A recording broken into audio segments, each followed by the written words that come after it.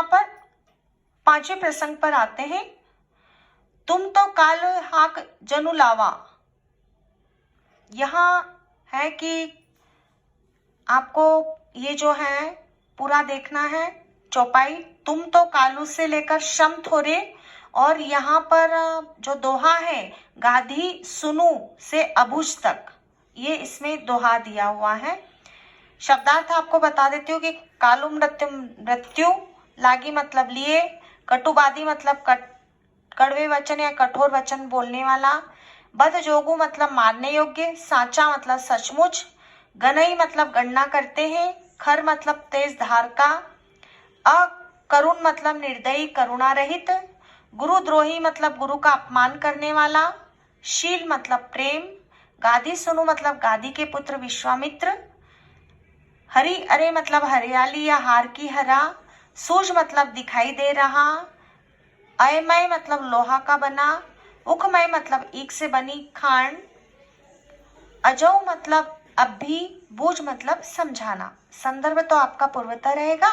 प्रसंग में यहाँ पर है कि परशुराम जी के उत्तेजनापूर्ण स्व प्रशंसा के वचनों को सुनकर लक्ष्मण उन्हें ध्यान दिलाते हैं कि कायर पुरुष युद्ध में शत्रु को सामने पाकर अपनी वीरता की डींग मारा करते हैं। व्याख्या पर हम आए तो यहाँ है कि लक्ष्मण ने परशुराम जी से कहा कि आप तो मानो मृत्यु को बार बार हाक लगाकर मुझे मारने के लिए बुलाते हैं। लक्ष्मण के इस प्रकार के कठोर वचन सुनकर परशुराम ने अपने भयानक फरसे को संभालकर अपने हाथों में ले लिया और बोले कि अब लोग मुझे दोष न दे। कड़वे वचन बोलने वाला यह बालक मारने योग्य ही है। इसे बालक जानकर मैंने बहुत बचाया, परंतु अब यह सचमुच मरने ही आ गया है। यह सुनकर विश्वामित्र जी ने परशुराम जी से इसका अपराध क्षमा कीजिए। संत पुरुष बच्चों के गुण दोष की गिनती नहीं करते। परशुराम बोले, मेरे पास तेज धार वाला फरसा है, मैं निर्दयी तथा क्रोधी हूँ। मेरे सामने गुरु का अपमान करने वाला अपराधी है। यह उत्तर दे रहा है, फिर भी मैं इसे तुम्हारे प्रेम के कारण बिना मारे छोड़ रहा हूँ, नहीं तो इसे इस कठोर फरसे से काटकर थोड़ी मेहनत से ही गुरु के ऋण से मुक्त हो जाता। इस पर विश्वामित्र जी ने मन ही मन हंसते हुए कहा, मुनि को हरा ही हरा दिखाई दे रहा है। आशय यह है कि सभी जगह विजयी होने के कारण ये राम लक्ष्मण को भी साधारण क्षत्रिय समझ रहे हैं, किंतु यह राम लक्ष्मण फौलादी खांड है, ऊख से बनी खांड नहीं जो मुंह में जाते ही गल जाएगी। खांड मतलब शक्कर। तो यहाँ पर है कि दुख का विषय है कि ना समझ मुनि परशुराम अब भी उनके प्रभाव को समझ नहीं पा रहे हैं।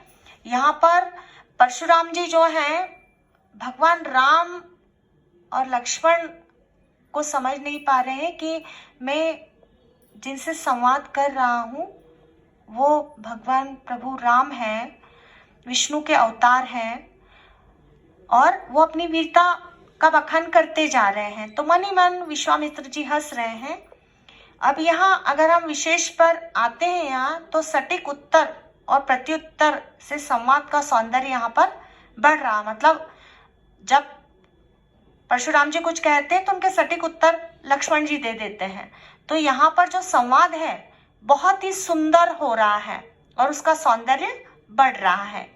और जैसा आप जानते हैं कि भाषा तो अवधि है ही यहाँ पर, और यहाँ पर उत्प्रेक्षा एवं अनुप्रास अलंकार है और चौपाई और दोहा है। यहाँ पर यह आपका 5वां पद्य पूरा हुआ। अब यहाँ है ये 6ठा और आखिरी प्रसंग है। इसके शब्दार्थ पर है आती हूँ मैं। सीलू मतलब स्वभाव, विदित मतलब जानता है, नीके मतलब भली प्रकार या अच्छी प्रकार, व्यवहारिया मतलब व्यापारी हिसाब करने वाला, द्रपदोही मतलब राजाओं के शत्रु, सुबट मतलब श्रेष्ठ योद्धा, सय नहीं मतलब संकेत द्वारा, नेवारे मतलब रोका, आहुनी मतलब आग की तरह, सरिस मतलब समान, प्रसानु मतलब अग्नि आग, रघुकुल भानु मतलब रघुकुल के सूर्य राम। संदर्भ आपका पूर्वता रहेगा। प्रसंग में है कि लक्ष्मण के व्यंग्यपूर्ण तीखे उत्तरों से आहत परशुराम जी अधिक उत्तेजित हो उठे और लक्ष्मण ने करारा जवाब दिया। व्याख्या है कि लक्ष्मण ने कहा कि हे मुनि, आपके स्वभाव को कौन नहीं जानता है। अब यहाँ देखिए, मैं प्रत्येक पंक्ति का जो है, आप प्रत्येक पंक्ति आप देखते जाइएगा और उसका अर्थ आप समझते जाइएगा कि कहो लखन मुनि सील तुम्हारा, मतलब यहाँ लखन जी कह रहे हैं कि हे मुनि, आपके स्वभाव को कौन नहीं जानता, अर्थात सभी जानते हैं, क्योंकि तुम्हारा स्वभाव तो जगत विख्यात है कि आप क्रोधी स्वभाव के हैं। आप माता पिता के ऋण से भी भली प्रकार से मुक्त हो गए हैं। अब गुरु का ऋण शेष रह गया है, जिसकी तुम्हें बड़ी चिंता लगी है। वह गुरु ऋण को हमारे ही मत्थे काढ़ा था, उसे बहुत दिन हो गए, इसलिए उसका ब्याज भी बहुत बढ़ गया होगा।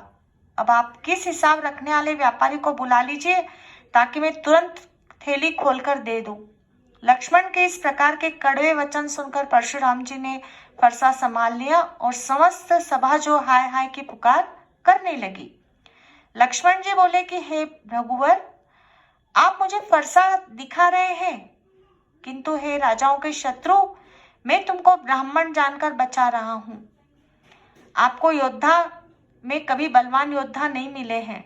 हे ब्राह्मण देवता, आप घर ही में महावीर हैं, यह सुनते ही अनुचित है, अनुचित से कहकर सभी पुकारने लगे। यह सुनते ही अनुचित है यह कहकर सभी पुकारने लगे। तब रघुकुल के स्वामी राम ने अपने नेत्रों के संकेत से लक्ष्मण जी को रोक दिया। अग्नि की आहुति की तरह, यहाँ दोहे का जो अर्थ है कि अग्नि की आहुति की तरह लक्ष्मण के उत्तरों से परशुराम जी क्रोध रूपी आग को बढ़ता हुआ देखकर रघुकुल के सूर्य रामचंद्र जी ने जल के समान शांत करने वाले वचन बोले।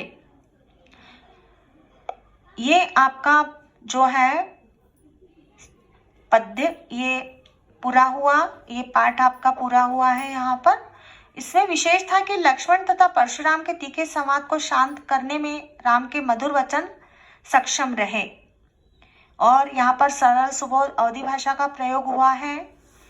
अनुप्रास रूपक तथा उपमा अलंकारों का सौंदर्य अवलोकनीय है और यहाँ पर चौपाई और दोहे का आपको अर्थ यहाँ समझाया गया है।